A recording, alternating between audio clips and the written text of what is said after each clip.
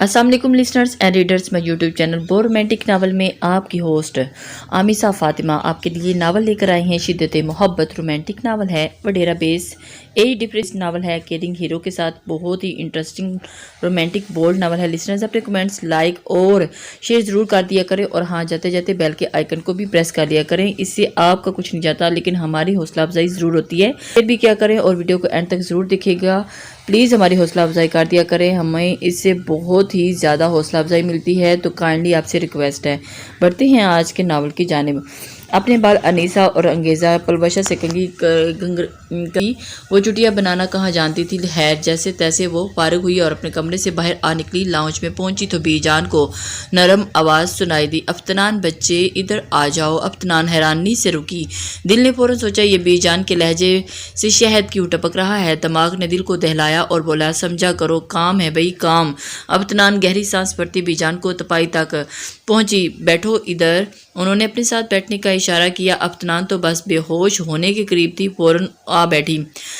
बीजान 2 minute तक उसे देखती रही, फिर नाक पर ऐनक ठीक से जमाई और वही अफ्तनान को गड़बड़ का एहसास हुआ। मगर क्या किया जा सकता था इससे पहले कि वो कोई आवाज़ निकालती। बीजान उसका कान कम मरोड़ चुकी थी।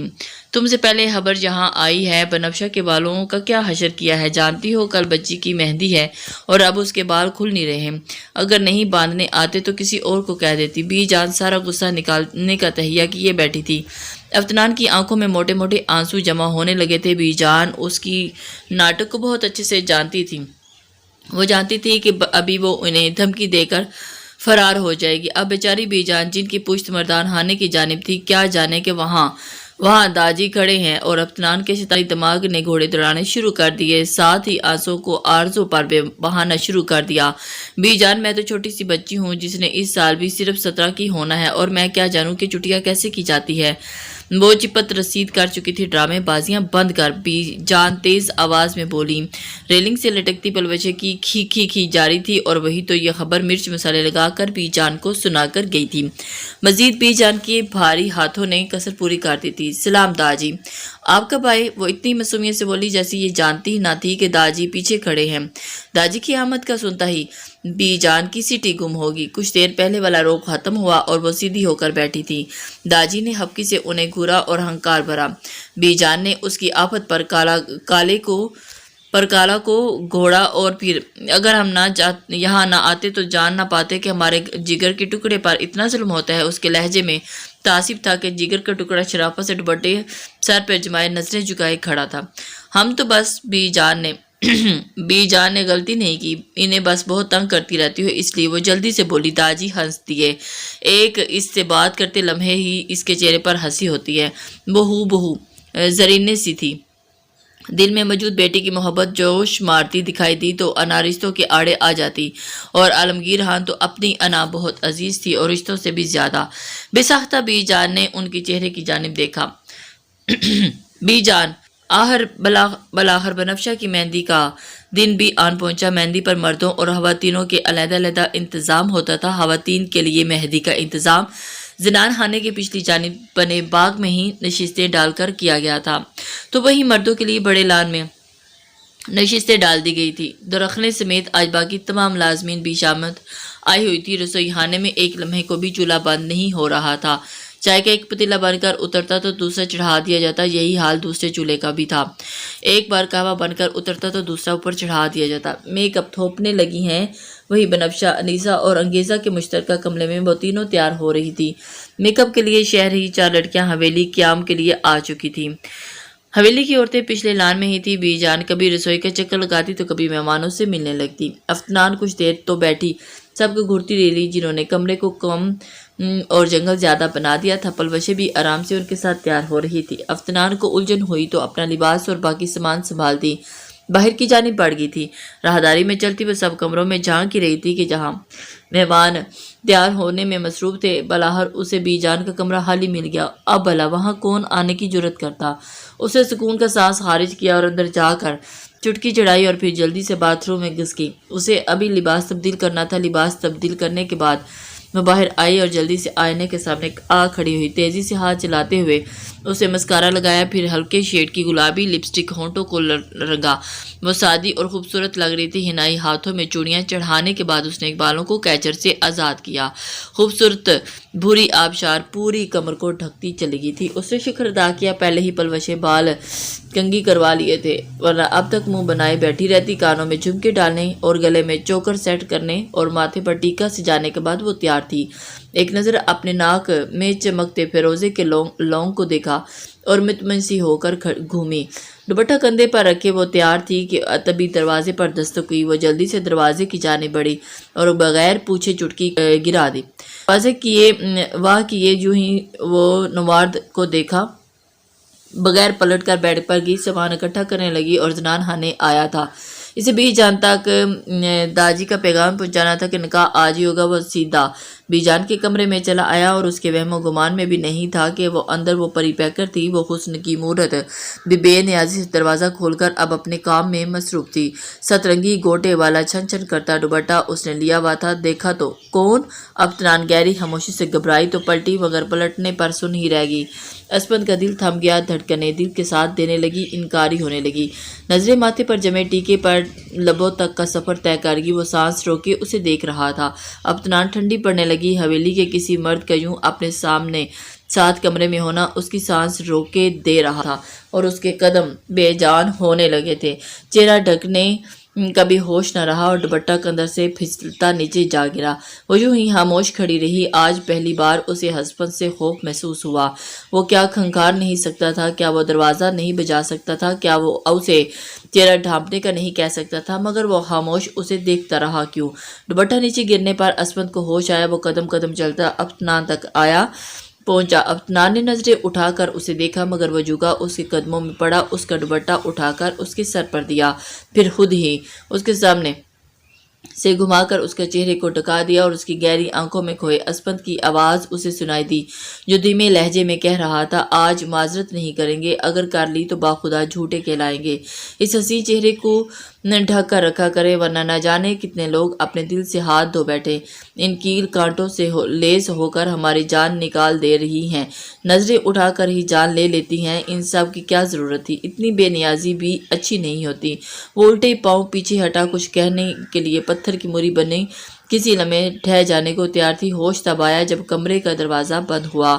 آہستہ آہستہ سوئے حواس جاگے تو وہ رگوں مگوں کیفیت میں چلتی آئینے کے سامنے آ کھڑی، ہاتھ ہٹایا تو نقاب خود بخود ہی اترا اور اس کے خود کو آئینے میں دیکھا، چہرہ شرمندگی سے لال تھا۔ اسپند کی آخری بات ذہن میں گونجی، اتنی بے نیازی بھی اچھی نہیں ہوتی۔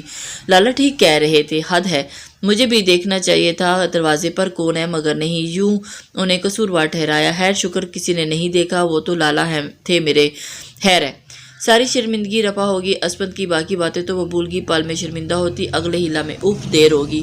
مردوں کی طرف مہندی زیادہ دھوم دھام سے ہو رہی تھی، جبکہ عورتوں میں اتنا ہنگامہ نہ تھا۔ زیادہ تر بات چیت کا ہی ماحول گرم رہا۔ عورتیں دلہن پہ پیسے وارتی، مہندی لگاتی اور دعائیں دے کر نیچے اتر آتی تھی۔ نکاح کچھ دیر کے بعد ہی ہوا تھا۔ نکاح کے بعد بنفشہ کو لان میں لیا گیا تھا۔ وہ پیلی اور سبز کرتی غرارے میں پھولوں کا زیور پہنے، حیا کی لالی چہرے پر سجائے اپسرا معلوم ہو رہی تھی۔ سنو سب، افتنان نے پلوشے، انیسے اور انگیزہ کے سامنے آ کر ہلکی آواز میں انہیں پکارا۔ کیا ہے بھائی؟ بی جان نے کہا ہے، کیا ہے؟ پلوشے نے اس کی جانب غور کا دیکھا۔ انیسہ نے حیرانی سے پوچھا، وہی جس کا ہم چاروں کو سب سے زیادہ انتظار تھا۔ اوف، کیا یار، سیدھے سے بتاؤ۔ وہ تینوں واقعی حصہ بھولی بیٹھی تھی۔ پشتنن اور خدا کا واسطہ ہے یہ مت پوچھنا کیا؟ افتنان نے چڑ کر جواب دیا، ہم کیسے بھول گئیں، مگر اوپی اب جانے میں خطرہ ہوگا بہت، کسی نے یوں دیکھ لیا تو قیامت ہوگی۔ یہ انیسہ تھی، سیدھے صدا کی ڈرپوک اور انگیزہ اس سے اتفاق کرتی نظر آ رہی تھی۔ او ہو، آپ لوگ خام خواہ پریشان ہو جاتی ہیں، میرے پاس ایک منصوبہ ہے، ایسا منصوبہ پلوشے اور میں جائیں گی اور پیچھے آپ دونوں، مورے جان بڑی امی اور چھوٹی امی مہمانوں کے ساتھ ہیں، بی جان بھی مصروف ہیں، کسی کو شک نہیں ہوگا۔ افتنان سب کو سمجھانے کے بعد پلوشے کے ساتھ عام انداز میں باتیں کر رہی تھی اور دور جاتے ان کی جانب دیکھا۔ پختونان لوگوں کا روایتی رقص اور جو اتنا دل فریب ہوتا ہے، دیکھنے والا بھی ساتھ ہی جھومنے لگتا، اور وہ بھی کسی صورت یہ رقص نہیں چھوڑ سکتی تھی۔ وہ چاروں اس کمرے میں اکٹھی تھی جہاں سے مردان خانے کا لان واضح نظر آتا تھا۔ یہ کمرہ عام دنوں میں بند رہتا تھا، یہاں حویلی کا راشن موجود تھا، اور مگر اب شادی کے سبب یہ کمرہ کھلا ہوا تھا، کیونکہ ہر لمحہ کسی نہ کسی شے کی ضرورت پڑ رہی تھی۔ یہاں کی کھڑکی حویلی کی باقی کھڑکیوں کی نسبت چوڑی تھی اور پھر چھوٹی تھی، اور اب اس جانب اندھیرا رہتا تھا، اسی سبب باہر سے کسی کو اندر کے مناظر نظر نہیں آتے تھے۔ وہ چاروں بھی اسی کھڑکی کے پاس کھڑی باہر جھانک رہی تھی۔ بس کرے انگیزا تاسو، کب سے میری جگہ پر کھڑی ہیں، اب ہٹے، اب میری باری ہے، پلوشے روٹھے روٹھے لہجے میں بولی اور اسے ہٹا کر خود باہر کی جانب جھانکا۔ پلوشے کی بات سننے پر ایک وجود ایسا تھا جس کا دل رک رک کر دھڑکا، اور بے اختیاری اپنی ہتھیلیاں مسلتے اس نے نارمل کیا۔ شروع ہو گیا اٹن، افتنان پرجوش لہجے میں بولی۔ انگیزا نے منہ پر ہاتھ رکھے اسے خاموش رہنے کا اشارہ کیا۔ باہر برقی کمکموں کی روشنی میں رقص کا آغاز شروع ہو چکا تھا۔ ارحم، اسپن، نوفیل سب سے پہلے باقی لڑکوں کے ساتھ شامل ہوئے۔ ارمغان کے نہ کرنے کے باوجود انہوں نے بھی کھینچ کر کھڑا کر دیا۔ تب اسے وہ نظر آیا، پہلے ہجوم کے سبب نظر نہ آیا تھا، اور سب کے درمیان ہنستے ہوئے وہ رقص کرتے ہوئے سب کا بھرپور ساتھ دے رہا تھا۔ کالی شلوار قمیض میں اس کی چھب ہی نرالی تھی، فوجی کٹ بال جیل سے جما رکھے تھے، شال کو کندھوں کے پیچھے جانب ڈال لیا گیا تھا، اور اسے لگا تھا کہ پوری کائنات رکی ہے۔ وہ اتنا ہوبرو لگ رہا تھا کہ اس کا دل رکنے لگا۔ پیچھے گانا بھرپور سروں کے ساتھ چل رہا تھا، ہم تمہارے ساتھ، تم چلو آؤ پہاڑوں کی قسم، تیرے آنے کی خبر نہ آ سکی، یاد تیری دل سے بھی نہ جا سکی۔ ارمغان کو نہ جانے کیوں وہ یاد آنے لگی، اور بے انتہا یاد آنے لگی، مگر آج رات برباد نہیں کرنا چاہتا تھا، اس لیے سر جھٹکے۔ تم چلے آؤ پہاڑوں کی قسم، ہم تمہاری راہ دیکھیں گے صنم، تم چلے آؤ پہاڑوں کی قسم، تم چلے آؤ پہاڑوں کی قسم۔ اسے لگا کہ گانا ہر بول اسی کا ساتھ دے رہے ہیں۔ دائرے میں سب گھومتے، پھر ہاتھ اوپر لے جا کر دائرے میں لے آتے، اور دائرہ کبھی چھوٹا تو کبھی بڑا ہو جاتا۔ افتنان بھی جھومنے لگی، بمشکل پلوشے اسے قابو کیا تھا۔ وہ تو وہاں کسی بھی حال میں جانا نہیں چاہتی تھی، مگر وہ تینوں اسے زبردستی کھینچ کر لے گئیں۔ بنفشہ کی شادی کو 2 ہفتے ہو چکے تھے۔ ارمغان بھی مہندی کی رات پہنچا تھا، اور رخصتی کے فوراً بعد ہی واپس چلا گیا۔ اس کے جی چاہا کہ جائے اور جا کر اس سے معافی مانگ لے، مگر انا آڑے آ گئی۔ اب کوئی اسے بتائے کہ محبت میں انا نہیں ہوتی۔ وہ تو اتنا سا وقت بھی برباد نہ کرے اور جا کر اسے معافی مانگ آئے، مگر کوئی اسے تبھی بتا پاتا کہ اگر وہ خود کسی کو کچھ بتاتی۔ وہ تو خود خاموش رہتی اور سارے غم خود میں اتارتی۔ وقت کے پہیے انہیں حال سے ماضی میں کھینچ لے گئے۔ جب وہ حویلی میں قیامت برپا تھی، حقدار کو حق نہ ملا، اس بات کا غم زرمینے کو ڈسنے لگا۔ وہ نرم دل تھی، ان دنوں بہت حساس تھی، چونکہ اس کے ہاں بچے کی آمد متوقع تھی۔ شروع کے ماہ تھے اور کافی حساس رہتی تھی۔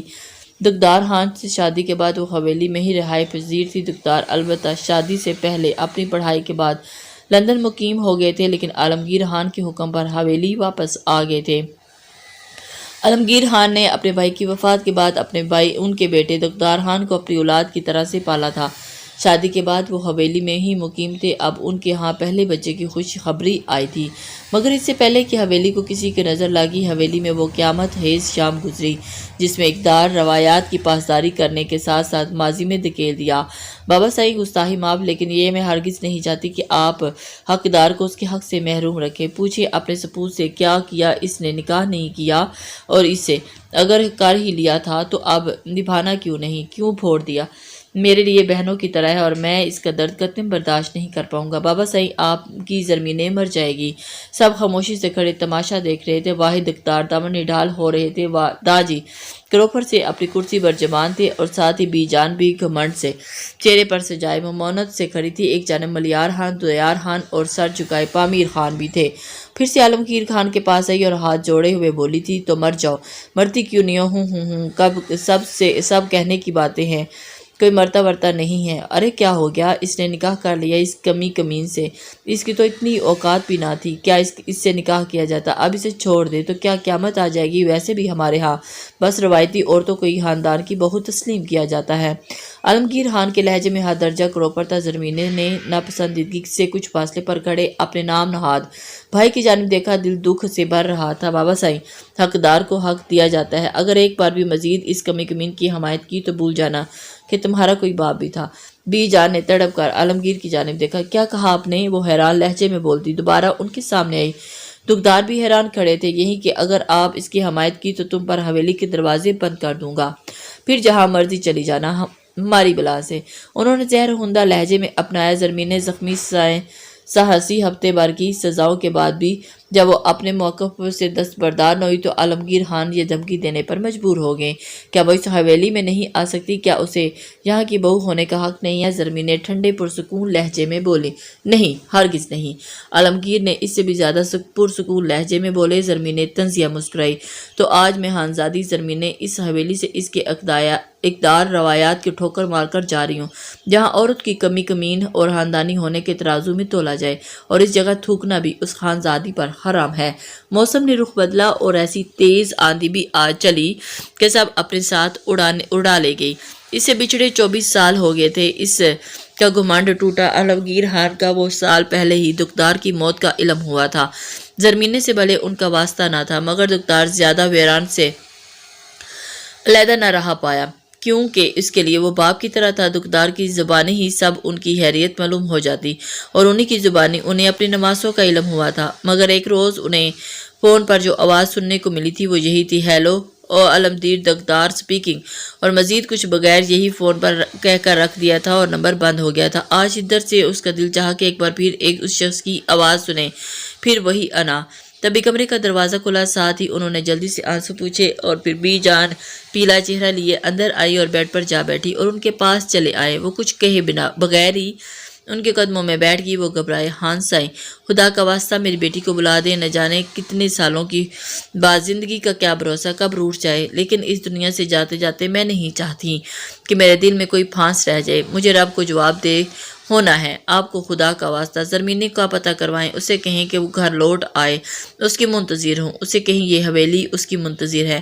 میرے دل میں گھبراہٹ ہو رہی ہے، مجھے یاد آ رہی ہے۔ آپ اوپر بیٹھے، خدا را اوپر بیٹھے۔ انہوں نے بی جان کو زبردستی اٹھا کر اوپر بٹھایا، اور ان کا جھریوں زدہ چہرہ مزید بوڑھا معلوم ہو رہا تھا، اور چہرہ آنسوؤں سے تر تھا، اور کانپتے باہم جوڑے وہ ان کے سامنے بیٹھی۔ عالمگیر خان ان کا ہاتھ تھامے، انہیں شدید حیرت کا جھٹکا لگا، اور ان کے ہاتھ پاؤں یہاں تک کہ ٹھنڈے پڑ رہے تھے، یوں جیسے انہیں معلوم ہو رہا وہ پریشان سے گویا ہوئے۔ نہیں، ہم ٹھیک نہیں ہیں، اور جب تک ہم زرمین کو دیکھ نہیں لیتے ہم ٹھیک نہیں ہو سکتے۔ وہ جیسے ضد پر اڑ چکی تھی۔ عالمگیر خان نے پریشانی سے ان کی جانب دیکھا، اور آنکھوں کی سیاہ پتلیاں حرکت کرتی ہوئی اوپر کی جانب جا رہی تھی۔ انہیں کسی انہونی کا احساس شدت سے ہوا۔ اسپند حنان، نوفل حنان، پامیر کوئی سن رہا ہے؟ ہمیں جلدی آئیں، گاڑی نکلوائیں، انہیں چلا کر کہا۔ اگلے لمحے کمرے کا دروازہ کھلے، وہ تینوں اندر داخل ہوئے، پھر دو کا بی جان تک آئے۔ اسپند، نوفیل اور ارحم نے ایک ساتھ مل کر انہیں گاڑی میں لٹایا۔ عالمگیر خان حویلی رکنے کا کہہ کر وہ انہیں شہر کی جانب نکل گئے۔ افراتفری پھیل گئی، سب عورتیں زنان خانے کی لاؤنج میں جمع ہوگی۔ مردان خانہ مکمل طور پر خالی تھا۔ ایک واحد عالمگیر اپنے کمرے میں الماری کے سامنے کھڑے تھے، ہاتھ میں ایک ڈائری تھام رکھی تھی جس کے کھلے صفحے پر میں بیرون ملک کا ایک نمبر درج تھا۔ کانپتے ہاتھوں سے ڈائری تھی۔ وہ میز پر پڑے فون تک آئے۔ فون اٹھاتے، نمبر ملاتے وقت ان کے ہاتھ واضح کانپ رہے تھے تو پاکستان کا نمبر دیکھ کر حیران ہوئے۔ السلام علیکم۔ ہاتھوں میں ڈائری وہ میز پر رکھتے ہوئے فون ملاتے وقت واضح کانپ رہے تھے، مگر جلد انہوں نے خود کو سنبھالا، اور بیل جا رہی تھی۔ چوتھی بیل پر فون اٹھا لیا گیا۔ السلام علیکم، وہ دھیرے لہجے میں بولی۔ عالمگیر خان نے گہرا سانس کھینچا۔ 24 سال بعد یہ آواز سن رہے تھے۔ تمہاری مور جان بہت بیمار ہیں، وہ تم سے ملنا چاہتی ہے، کب تک آ سکتی ہو پاکستان؟ نہ سلام کا جواب دیا یا نہ حال دریافت کیا گیا، نہ کوئی شکوہ، نہ کوئی شکایت۔ عالمگیر خان ایسے بولے جیسے ادھار لیے گئے الفاظ، لہجہ الفاظ کا ساتھ نہیں دے رہے تھے، الفاظ ادھار لیے معلوم ہوتے ہیں۔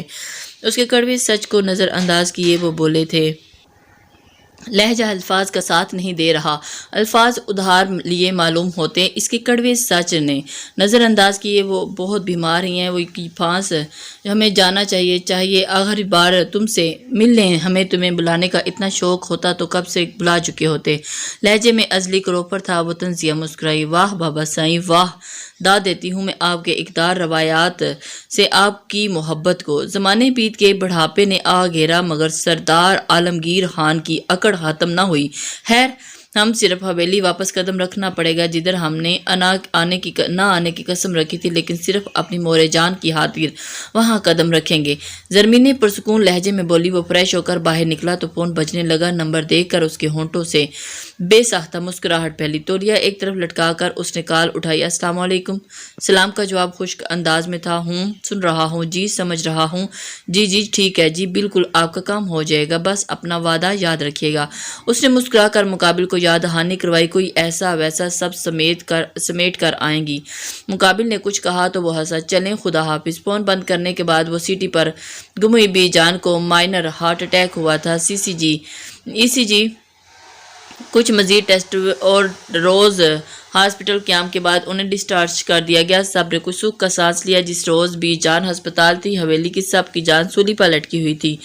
खुद भी जान भी हस्पताल से वापस आकर खामोश सी थी। मगर जब आलमगीर ने उन्हें जरमीने की खबर सुनाई तो वो सुबह से हवेली में दरखने समेत तमाम मुलाजमीन, यहाँ तक कि अंगेज़े बनफशे बलोबशे अनीसे तो और अफ्तनान भी शामत आई हुई थी। कोई जरमीने उनकी साहबजादों को कमरे की साफ सफाई में मसरूफ़ थी तो कोई किचन में खाना पकाने में मसरूफ़। माली के हाथों आज उनकी शामत आई हुई थी। दरखने भाग कर उनका हर काम निपटा रही थी।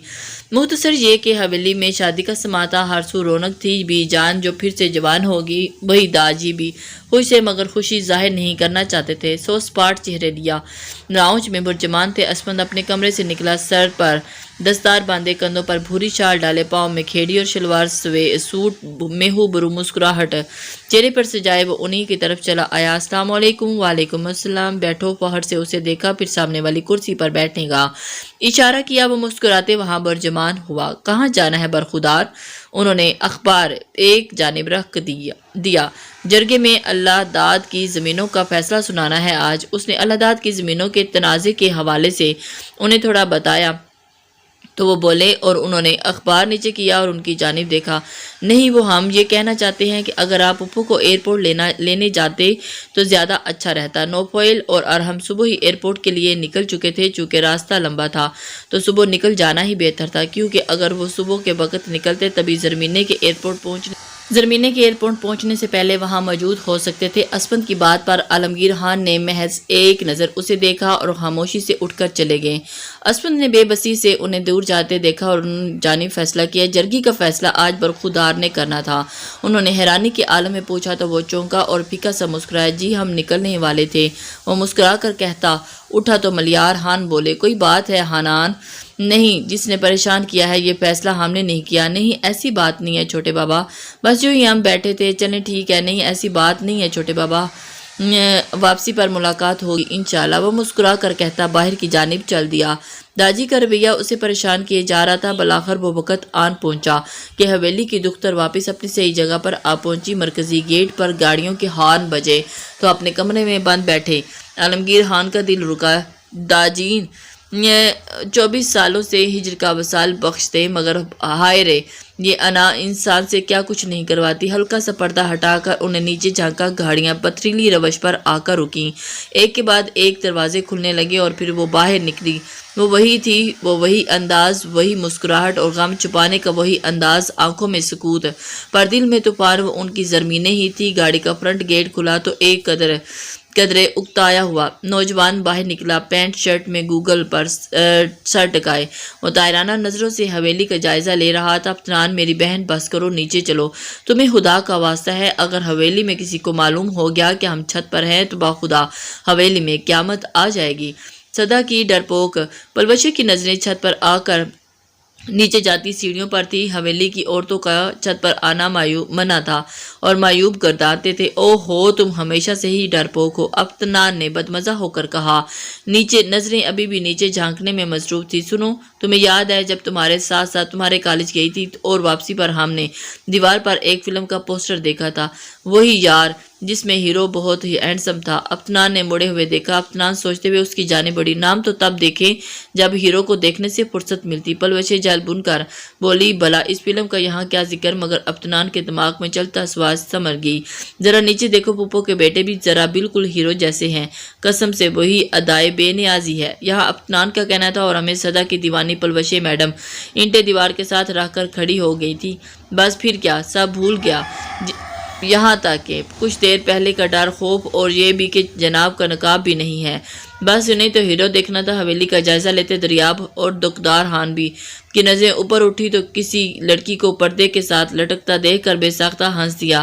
دوسری طرف پلوشے جو اچھے سے اس کا معائنہ کر رہی تھی، جیسے وہ کوئی انسان نہیں بلکہ ہانڈی میں پکائے جانے والا مرغا ہے، جس کا اچھے سے معائنہ پلوشے پر فرض ہو گیا تھا۔ خود پر اس کی نظریں اس کا ہنسنا محسوس کرتی اپنی حالت پر خجل ہوئی تھی۔ وہ جلدی سے نیچے اتری اور اترتے ہی ہنس کر دوری ہوتی افنان کو دیکھنے لگی۔ ہیرو جیسے ہی تھے نا، افنان نے ہنسی ضبط کرتے اس کا لال ببو کا چہرہ دیکھا۔ بہت ڈیش عورت ہو تم۔ وہ غصے میں تن فن کرتی نیچے کی جانب بڑھ گئی تھی۔ ارے سنو تو، وہ اس کے پیچھے دوڑی۔ وہ دونوں سب سے آخر میں زرمینے سے ملنے آئی تو انہیں دیکھتے ہی زرمینے اپنی جگہ سے اٹھی۔ السلام علیکم پھپھو۔ افنان جلدی سے آگے بڑھی اور ان کے گلے لگی۔ مجھے آپ بالکل نہیں جانتی ہوں گی، خیر میں ہوں ہی اس حویلی کی رونق، افنان دیار خان۔ داجی کی آنکھوں کی ٹھنڈک اور بی جان کی آنکھوں کا چبھتا کانٹا۔ اس نے معصومیت سے آنکھیں جھپکا کر اپنا تعارف پیش کیا تو زرمینے ہنس دی۔ اسے دیکھ کر انہیں اپنی جوانی کے دن یاد آ گئے۔ وہ بھی شکل صورت میں انہی کی طرح تھی۔ بی جان نے افنان کی زبانی ہونے والے تعارف پر اسے گھورا، مگر وہ بغیر اثر دیے آرام سے زرمین کرسی پر جا بیٹھی۔ پھپھو آپ بہت اچھی ہیں، میں نے آپ کو بہت یاد کیا۔ بس آپ آ گئی ہیں نا تو میں آپ کو اپنے ہاتھوں سے بہت سی ڈشز بنا کر کھلاؤں گی۔ آپ کے لیے اپنے ہاتھوں سے سوٹ تیار کروں گی۔ آپ جانتی ہیں کہ آپ کا سارا کمرہ میں نے سیٹ کیا، کسی ایک بندے نے بھی میری مدد نہیں کی۔ ہاں نہیں تو؟ وہ اتنے اعتماد سے جھوٹ بول رہی تھی کہ زرمینے تو فوراً اس کی باتوں پر ایمان لے آئی، جبکہ پلوشے تو بے ہوش ہوگی۔ بھئی ہماری بچی تو بہت محنتی لگتی ہے۔ انہوں نے اس کے گال کھینچے اور یہیں اس کی صورت دیکھ کر باقی سب کی ہنسی چھوٹ گئی۔ جھوٹ بول رہی ہے یہ، آج تک انڈا ابالنا آیا نہیں اور ڈشز بنانے کی بات کرتی ہے۔ بی جان منٹوں میں اس کی بنی بنائی عزت خاک میں ملا دی۔ وہ محض انہیں دیکھ کر رہ گئی تھی۔ دیکھا، میں نے آپ سے کہا تھا نا کہ میں ان کی آنکھوں میں چبھتا ہوا کانٹا ہوں۔